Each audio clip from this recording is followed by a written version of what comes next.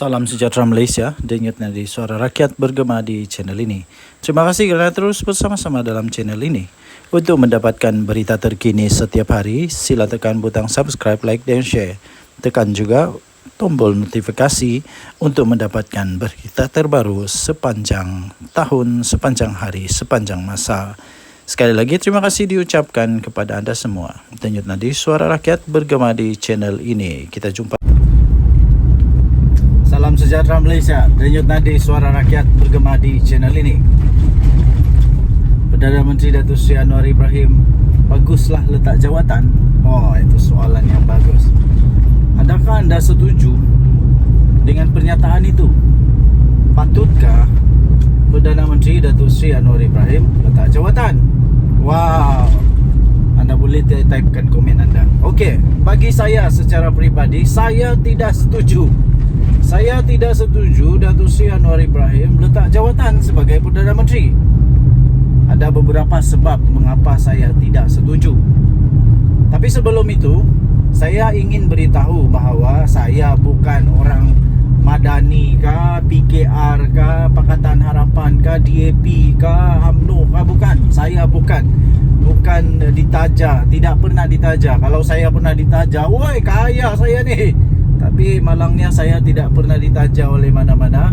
Cuma saya suka untuk menyatakan kebenaran. Okey, sebab yang pertama kenapa saya tidak setuju Datuk Seri Anwar Ibrahim letak jawatan.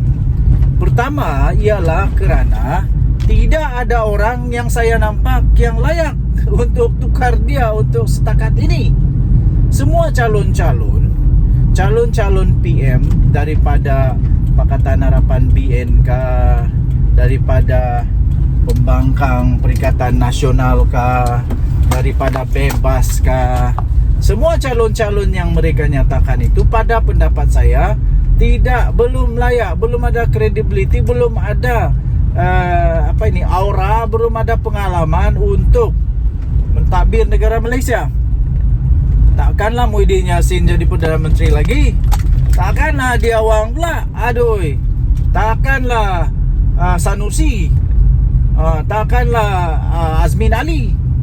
Saya tidak nampak mereka boleh tukar Perdana Menteri sekarang, Datuk Seri Anwar Ibrahim. Saya tidak nampak mereka boleh tukar dia. Ya. Satu-satunya yang paling hampir yang saya rasa belum lagi diketahui ialah Dr. Sam, Menteri Besar Terengganu. Walaupun begitu, beliau belum pernah ada pengalaman di persekutuan. Kerana itu, pada pendapat saya, beliau belum lagi boleh jadi Perdana Menteri. Beliau belum ada pengalaman di persekutuan. Sekurang-kurangnya beliau mestilah pernah mengemudi negara, at least jadilah Timbalan Menteri Kewangan kah, at least pernahlah jadi Menteri Pendidikan kah, at least pernahlah jadi Timbalan Menteri yang berkenaan. Tapi dia tidak pernah menjadi menteri atau Timbalan Menteri Persekutuan. Jadi bagi saya belum ya. Okey, itu yang pertama. Yang kedua, kerana saya nampak sendiri dengan mata saya sendiri kemarin ni terjadi. Dan satu lagi kemarin dulu. Saya berurusan di satu pejabat dan saya dapati perkembangan terkini pejabat kerajaan luar biasa luar biasa. Ini hasil daripada inisiatif, ketangkasan, ketegasan dan kompromian yang berlaku di dalam kerajaan sekarang yang mahu supaya pentadbiran awam dihormati, supaya kaki tangan awam dihormati yang sepatutnya, ya, yang sepatutnya. Okey, yang pertama berlaku ialah di satu pejabat persekutuan. Apa yang terjadi tahu? Woi, dorang punya kerja efisien sekarang. Semua kaunter ada orang, semua masa tepat, segala-gala tepat. Ini belum pernah berlaku sebelum ini. Belum pernah berlaku dalam pengalaman saya, belum pernah berlaku. Yang betul-betul efisien. Kerjanya bagus, cara mengurus pelanggan bagus. Inilah yang dibawa oleh Perdana Menteri. Adakah Perdana Menteri selepas dia kah, sebelum dia kah yang ada begini? Tidak pasti ada atau tidak. Okey, Nah, next. Okey, seterusnya tuan-tuan dan puan-puan yang dihormati sekalian, itu di pejabat persekutuan. Ada sekali lagi. Sekali lagi saya nampak di pejabat negeri pula. Yang tadi tu persekutuan, yang ini negeri. Jadi bagaimana pula dengan cerita ini? Ini jadi kemarin. Ini berlaku kemarin. Ketika saya berurusan, tiba-tiba saya dengar ni tau.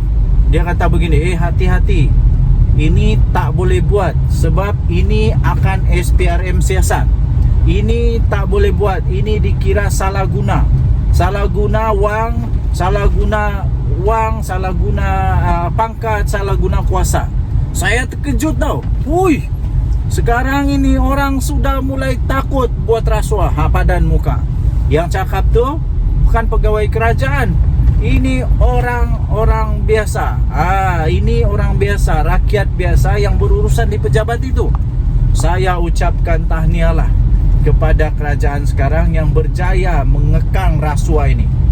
Bayangkan kalau orang-orang kampung pun berani cakap begitu, maknanya penekanan utama kerajaan sekarang, iaitu membenteras rasuah, sudah sampai ke akar umbi. Sudah sampai ke akar umbi, telah berjaya. Adakah Perdana Menteri sebelum ini yang berjaya buat macam Datuk Seri Anwar buat? Tidak ada. Waktu Najib Razak, tidak ada. Balik-balik dengar, ini susah mau buat urusan, perlu ada itu, perlu ada ini, macam begitulah. Tapi saya rasa itu sudah berlalu. Zaman siapa? Zaman Jana Wibawa, abah kau? Kita sudah tahulah. Sudah tahu. Waktu zaman Najib 1MDB, waktu zaman abah kau Jana Wibawa, sekarang sedang disiasat. Harap-harap tiada lah. Harap-harap tiada lah. Dan mungkin tiada kot. Sebab kalau ada, alamak, nanti ada jadi Perdana Menteri kedua masuk penjara. Zaman siapa lagi? Zaman Mahathir? Kamu sendirilah tahu. Saya pun tidak tahu. Sebab waktu itu saya masih beringus-ingus. Jadi saya tidak tahu. Tapi yang saya tahu, saya bagi tahu. Ada bukti di depan mata. Saya sendiri nampak, saya sendiri dengar, saya sendiri rasa kagum. Wow, saya kata ini betul-betul kerajaan hebat, madani. Tidak ada lagi rasuah. Semua dibuat dengan betul. Okey. So apa lagi yang saya rasa, kenapa Datuk Seri Anwar Ibrahim tidak patut ditukar, tidak patut letak jawatan? Kerana sekarang ini ekonomi negara Malaysia dalam keadaan yang luar biasa hebatnya. Ramai orang kata tak hebat, itu ini. Kamu tidak tahu betapa teruknya dulu ekonomi kita ketika Datuk Seri Anwar Ibrahim ambil alih. Terpaksalah dia cuba baiki semua yang sudah rosak. Bukan senang tau. Kata kos sara hidup makin tinggi. Seluruh dunia sama, cik. Pakcik-pakcik seluruh dunia sama. Harga barang sama, semua tempat naik. Bukan di Malaysia saja, bukan di kampung kamu saja. Seluruh dunia naik harga barang. Tapi tengoklah macam mana kerajaan mau cope, mau atasi kenaikan harga itu. Datuk Seri Anwar Ibrahim umum banyak sekali kenaikan gaji. Banyak sangat bantuan-bantuan. Ini untuk membantu. Belum pernah ada kerajaan ataupun Perdana Menteri sebelum ini yang umum kenaikan gaji seperti Datuk Seri Anwar Ibrahim umumkan. Kalau ada, silalah komen siapa dia. Okey, so banyak lagi sebab-sebab lain lah. Tapi cukuplah dengan sebab musabab yang 3 saja itu. Yang sederhana itu saya rasa sudah cukup membuktikan Datuk Seri Anwar Ibrahim tidak perlu diganti untuk ketika ini. Kalau ada, calonkanlah nama-nama yang anda rasa boleh jadi Perdana Menteri. Sila komen. Denyut Nadi Suara Rakyat bergema di channel ini. Jangan lupa tekan butang subscribe, like dan share. Tekan butang notifikasi untuk mendapatkan berita terbaru, ulasan-ulasan yang menarik, yang lucu-lucu daripada channel ini setiap hari. Kita jumpa lagi. Salam sejahtera Malaysia. Bye-bye. Salam sejahtera Malaysia. Denyut Nadi Suara Rakyat bergema di channel ini. Tuan-tuan dan puan-puan yang dihormati sekalian, satu yang cukup rileks berada di kampung. Hidup slow. Saya selalu kamu nampak video saya tu, saya di KK tau. Saya di KK kerana sedang sambung belajar. Kita sambung sampai doktor, sampai PhD kalau dapat lah kan. Kalau lulus lah kita mau ambil sampai PhD, alang-alang belajar kan, biar sampai ke puncak paling tinggi, begitulah, itu impian lah kan. Jadi bagi anda yang masih lagi ingin belajar walaupun sudah tua, teruskan belajar, teruskan belajar ya. Oke, tuan-tuan dan puan-puan yang dihormati sekalian, belajar tinggi-tinggi pun kalau tidak ada integriti susah juga. Belajar tinggi-tinggi pun kalau tiada integriti pun tiada guna. Apalagi kalau jadi menantu kepada orang-orang yang besar, sampai Perdana Menteri, kita punya mentua, tapi tiada integriti pun susah juga tau. Apa cerita dengan menantu Muhyiddin Yassin? Orang selalu kata begini tau, berani kerana benar, takut kerana salah, bertahan melawan kerana benar, lari kerana memang takut lah, takut kena takut kena gari. Yang saya heran nih, kenapa Muhyiddin Yassin tidak dapat pujuk anak menantu dia nih untuk balik ke Malaysia? Kan Muhyiddin Yassin bekas Perdana Menteri, sepatutnya dia memang kuat lah untuk pujuk dia punya menantu. Bukan apa, saya rasa rasanya sejalan. Kan Muhyiddin Yassin punya menantu tu tidak bersalah. Dia cakap dia tidak bersalah. Jadi dia kena buktikan lah. Bukan apa, dia kena buktikan bahwa dia tidak bersalah. Saya yakin dia tidak bersalah. Saya yakin dia tidak bersalah. Tapi dia kena baliklah Malaysia untuk nyatakan dia tidak bersalah. Janganlah malukan mentua kamu tu. Aduh, janganlah malukan mentua kamu sehingga kamu bertapuk, bersembunyi. Takkanlah mau tunggu Muhyiddin Yassin jadi Perdana Menteri baru balik Malaysia lagi. Yang paling kesian, takkanlah biarkan saja isteri, anak-anak dekat Malaysia, tinggalkan begitu saja. Lepas tu yang satu lagi, kalau kamu tidak balik Malaysia, ini menjejaskan peluang mentua kamu Muhyiddin Yassin untuk jadi Perdana Menteri semula, kerana orang tak percaya dia. Tapi kalau kamu balik, kamu dapat jernihkan keadaan. Lawan, tetap lawan. Jangan takut, lawan. Kalau kamu balik, kamu lawan, kamu buktikan kamu tidak bersalah, kamu buktikan bahawa kamu benar-benar bersih. Ini dapat memberi peluang kepada Muhyiddin untuk jadi bakal Perdana Menteri ke 112. 112 lah, 113.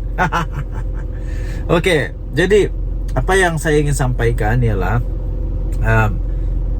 integriti itu penting ya. Tidak kiralah kita siapa, pangkat besar manapun, integriti itu penting. Jaga integriti, jangan minta rasuah, jangan ambil rasuah, jangan makan rasuah, jangan terima rasuah. Siapapun pangkat berapa besar pun jangan.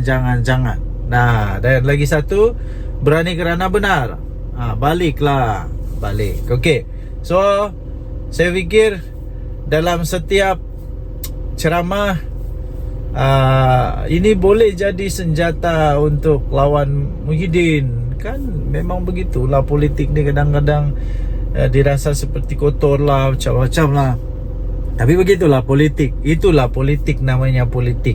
Politik ini adalah the art, satu seni untuk mempengaruhi orang lain supaya mengikut apa yang kita kehendaki. Okey, so diorang kehendaki ialah supaya kita menyokong pangkat ataupun raid ataupun mengundi diorang lah. Terpulang kepada anda semua. Harap-harap pihak Interpol, pihak Polis Diraja Malaysia dan semua yang dapat bekerjasama dapat membawa balik Jolo, dapat membawa balik ni menantu Muhyiddin. Lepas tu ada seorang lagi yang Subahat, dikata Subahat. Semualah yang bersalah, yang lari dari Malaysia tu supaya dapat ditangkap, kita adili di Malaysia. Dan yang Nadi Suara Rakyat bergema channel ini. Jangan lupa tekan butang subscribe, like dan share. Kita jumpa lagi. Bye-bye. Bye-bye Malaysia. Salam sejahtera Malaysia. Selamat pagi tuan-tuan dan puan-puan yang dihormati sekalian. Baru selesai memancing. Casting ikan haruan, tapi nampaknya pumpau berdarah hari ini. Adakah anda juga suka memancing? Sekiranya anda suka memancing, anda bolehlah komen. Saya pun suka memancing. Saya suka memancing. Semua jenis pancing saya sukalah. Pancing haruan, toman, laut dalam, laut cetek, semualah dihentam semua. Okey, pembuka bicara supaya kita tidak stres. Jangan stres ya. Okey, akhirnya Ismail Sabri Yaakob, bekas Perdana Menteri kita, mulai membuka suara.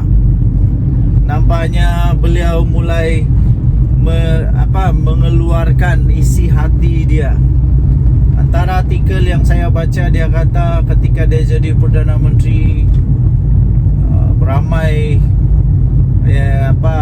orang-orang besar dalam UMNO, MP UMNO yang menjauhkan diri daripada dia. Mungkin kenapa ya? Hairan juga kenapa, apa masalah. Memanglah siapa tidak kecil hati kalau sudah jadi Perdana Menteri tapi seolah-olah tak dihargai, macam begitulah agaknya lah. Kemudian keduanya, artikel yang seterusnya ialah dia kata, baru sebentar tadi saya nampak, dia menghormati Presiden UMNO jauh lebih mengatasi segalanya. Ini seolah-olah dia mau mengeluarkan perasaan kehormatan beliau, mengeluarkan rasa ingin menyatakan bahawa UMNO adalah yang paling dia sanjung lah. Dan Presiden UMNO itu melebihi daripada jawatan Perdana Menteri sendiri. Tapi saya melihat, ini daripada pandangan saya sendiri, saya melihat sebenarnya ini adalah satu ungkapan kata luahan rasa. Ungkapan kata luahan rasa daripada Ismail Sabri Yaakob yang beliau menyatakan rasa kecil hatinya, rasa tidak puas hatinya kepada Presiden UMNO dan UMNO sendiri. Pendapat saya sajalah. Tapi ini pendapat saja tau. Adakah ini menunjukkan bahawa sebenarnya Datuk Seri Ismail Sabri Yaakob, bekas Perdana Menteri kita, sebenarnya sudah lama menyimpan hati rasa sedih dan tidak berpuas hati? Adakah ini, anda boleh komen lah, anda boleh komen, adakah ini adalah tanda-tanda bahawa ya memang benar ada lagi MP daripada UMNO yang akan join bersatu, yang akan keluar daripada UMNO? Adakah itu tanda dia bahawa Datuk Seri Ismail Sabri Yaakob bakal keluar dari UMNO? Wow, ini kalau betul habis bahaya ni. Saya percaya Datuk Seri Ismail Sabri Yaakob ada supporter-supporter dia di belakang dia, ada penyokong-penyokong dia di dalam dia. Kan pernah dia jadi Perdana Menteri. Jadi kalau dia keluar UMNO memang satu benda yang amat besar lah. Memang satu perkara yang memang dahsyat bakal berlaku. Okay, so yang seterusnya ialah kalau beliau betul-betul sudah nekat untuk berkeluar daripada UMNO, adakah tiba-tiba pula dia buat kejutan, tiba-tiba pula dia buat parti baru lagi? Ini lagi kejutan lah. Tapi itu semua spekulasi ya. Okey, tuan-tuan dan puan-puan, semua yang saya sebut tadi itu hanya spekulasi semata-mata, dan saya fikir itu tidak akan berlaku. Cuma saja memang sudah berlaku bahawa dia memang mengatakan dia hairan, dia rasa kecil hati. Rasanya saya agak-agak dia rasa kecil hati apabila dia kata dia hairan kenapa waktu dia jadi Perdana Menteri ramai yang menjauhkan diri daripada dia. Kemudian apalagi dia pun rasa hairan juga kenapa yalah begitu-gitulah. Okay, so tinggalkan komen anda. Denyut nadi suara rakyat bergema di channel ini. Jangan lupa tekan butang subscribe, like dan share. Malaysia kita punya, cinta Malaysia aku, kita jaga kita. Bye-bye. Salam sejahtera Malaysia. Selamat pagi tuan-tuan dan puan-puan yang dihormati sekalian. Patutkah bersatu diharamkan? Patutkah bersatu diharamkan? Patutkah PPBM diharamkan? Patutkah Muhyiddin Yassin punya parti ini yang dibuat bersama-sama dengan Tun Mahathir ini diharamkan? Patut atau tidak? Sila komen apa pendapat anda. Okey, baik tuan-tuan dan puan-puan yang dihormati sekalian. Baru-baru ini UMNO siswa, kalau saya tidak silap, mereka telah menggesa ataupun meminta atau memberikan pendapat lah agaknya ya, pendapat bahawa bersatu perlu diharamkan ataupun ya diharamkanlah, bersatu perlu dibatalkan. Kemudian muncullah komen daripada bersatu yang tidak setuju perkara begitu. Jangan membuat hasutan ke apakah supaya bersatu diharamkan begitu. Tapi soalannya, kalaupun tidak ada tindakan ataupun campur tangan daripada mana-mana pihak, yang saya pasti tidak adalah untuk mengharamkan bersatu. Tapi silap-silap sebenarnya, silap-silap gaya bersatu ni boleh terharam dengan sendirinya. Kenapa? Sebab baru-baru ini saya ada baca juga artikel bahawa bersatu mungkin dalam bahaya besar, dan berisiko untuk diharamkan oleh ROS sekiranya didapati wang jana wibawa yang Muhyiddin telah didakwa itu didapati memang dimasukkan secara salah. Kalau dimasukkan secara salah di dalam akaun Parti Bersatu dan didapati pula Muhyiddin Yassin bersalah kerana menyalahguna kuasa, dan kalau didapati bersalah duit itu disalah pakai, disalah transfer ke dalam Parti Bersatu, dan Bersatu pula kalau didapati oleh mahkamah Bersatu telah menggunakan wang yang haram, wang yang tak betul, Bersatu boleh diharamkan. Ada risiko untuk diharamkan. Jadi itu yang pertama. Kedua, ada perlembagaan Bersatu yang saya ada baca artikel ini juga dalam berita-berita arus perdana. Anda boleh cari ya dalam Google sendiri, bahawa ada satu artikel dalam perlembagaan Bersatu yang dikatakan belum pun diluluskan, tapi sudah dibuat. Kalau saya tidak silap tentang keahlian tentang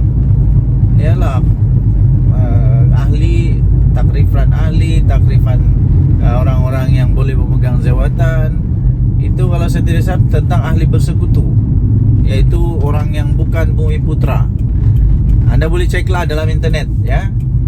Dan itu pun kalau saya tak salah itu disebut oleh di antara among the 6 MP yang keluar daripada Bersatu itu.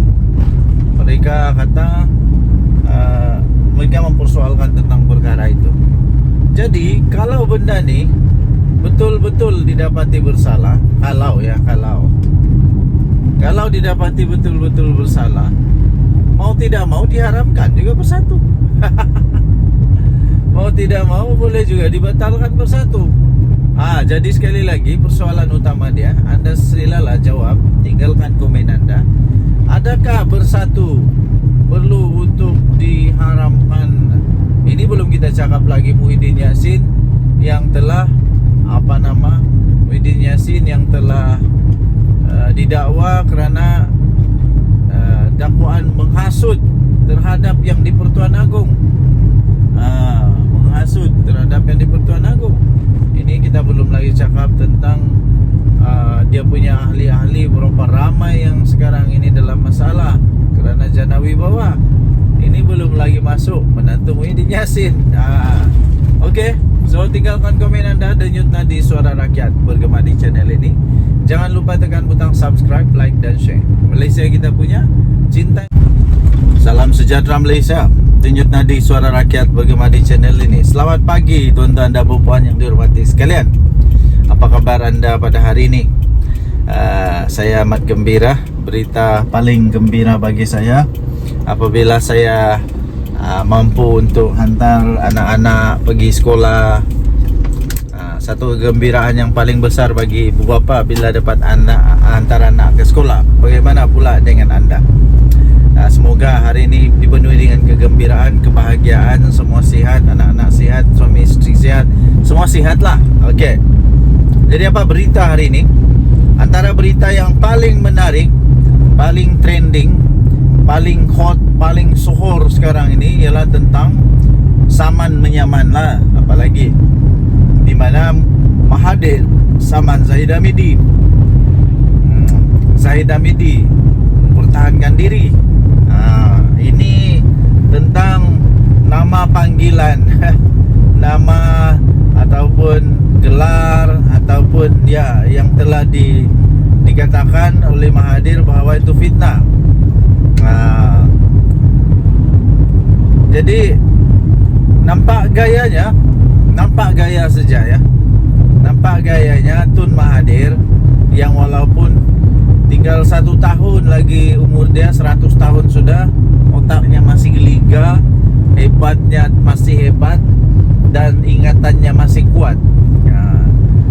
Dan nampaknya seolah-olah Mahathir banyak kelebihan sekarang ini berbanding dengan Zahid Hamidi. Saya nampak Mahathir keluarkan segala dokumen,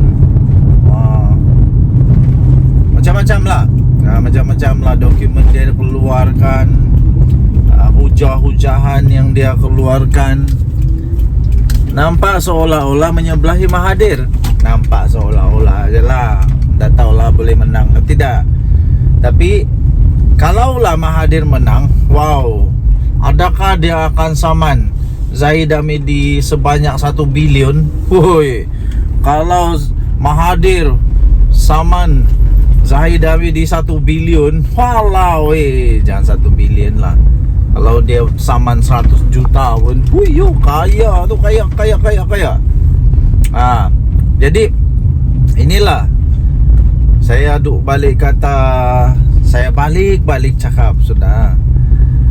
Politik, hentikanlah memfitnah, hentikanlah menabur kebencian, apalagi menabur hasutan, fitnah semua.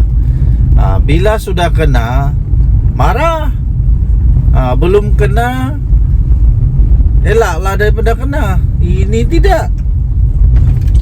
Sanggup tabur fitnah, sanggup tabur ini untuk semata-mata mau menang. Akhirnya kalau kalah, sudahlah kalah, kena saman lagi beratus juta ringgit, habislah. Ini kali ini ini memang Mahathir betul-betul marah nih, meradang betul Mahathir ini. Saya rasa memang betul-betul Mahathir marah habis nih. Kalaulah dia saman Zahid Hamidi sampai 1 bilion, mana mau cari Zahid Hamidi, mana mau cari duit sampai 1 bilion. Zahid Hamidi mana mau cari duit sampai 1 bilion. Habislah kali ini. Okey, kita sudah sampai. Kasih turun anak dulu dari pergi sekolah. Okey.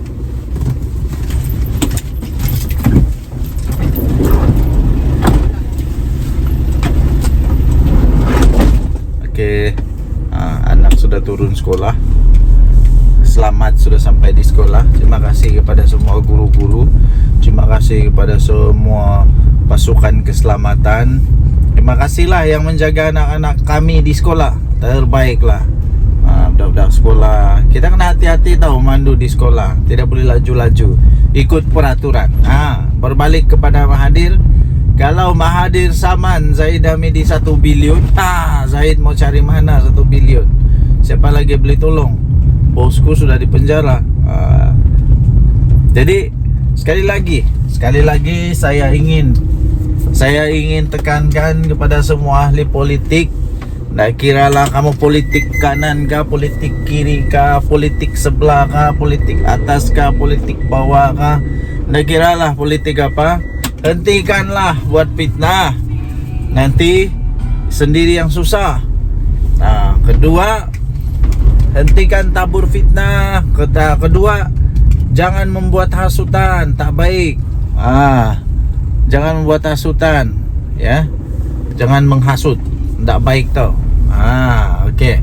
So, tuan-tuan dan puan-puan yang dihormati sekalian, ambillah iktibar daripada cerita-cerita ini. Denyut nadi suara rakyat bergema di channel ini. Jangan lupa tekan butang subscribe, like dan share. Bye bye.